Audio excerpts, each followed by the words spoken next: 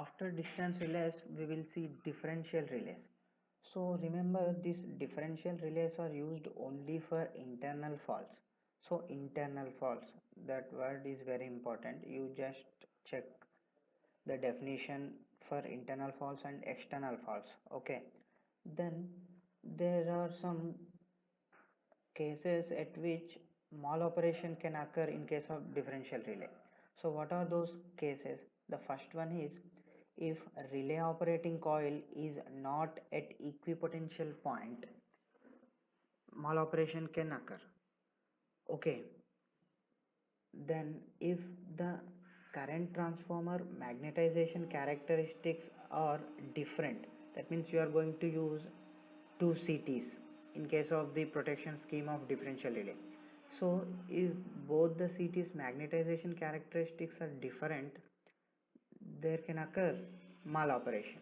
And one more case is that if CTs are connected in subtractive polarity, that means they should be connected in additive polarity both.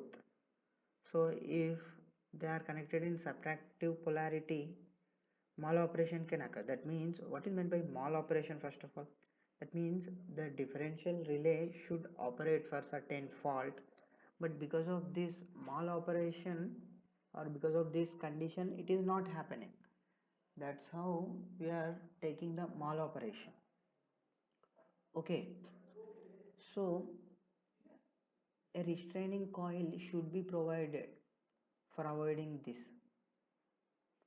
and that if you put restraining coil, that kind of scheme will be known as biased differential protection or percentage differential protection. That is important. So in this different percentage differential we are going to put restrained coil, so to avoid mal operation. And what is this percentage differential protection?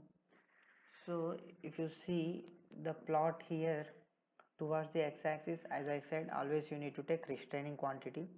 So here the restraining quantity is due to the average of currents, that is I1 plus I2 by 2, and the operating quantity or operating force on the y-axis, which is due to the difference of the currents, that is I1 minus I2,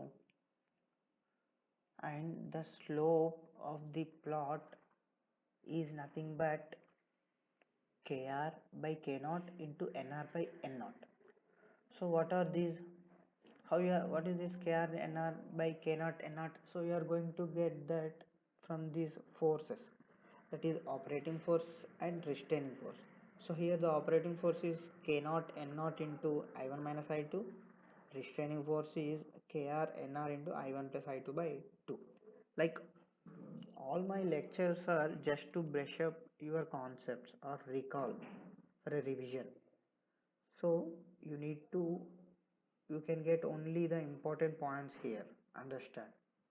So these things will be very much useful before exams. Okay, so remember that. Thank you.